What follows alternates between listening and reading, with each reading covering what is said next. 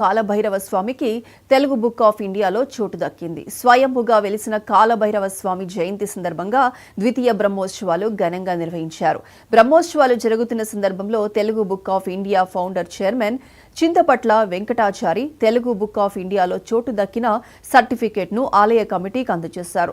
ఉప్పల్లో స్వయంభుగా రాయి గుండుకు వెలిసిన కాలభైరవ స్వామి 500 ఏళ్లకు పైగా వెలిసినదిగా పురావస్తు శాఖ అధికారులు నిర్ణయించారు. యాదగిరిగుట్టలోని లక్ష్మీ నరసింహస్వామి వలె ఉప్పల్లోని కాలభైరవ స్వామి స్వయంభూ రాయిగుండులో వెలిశాడని 15 కోట్ల రూపాయలతో ఈ దేవాలయాన్ని నిర్మించనున్నట్లు తెలిపారు.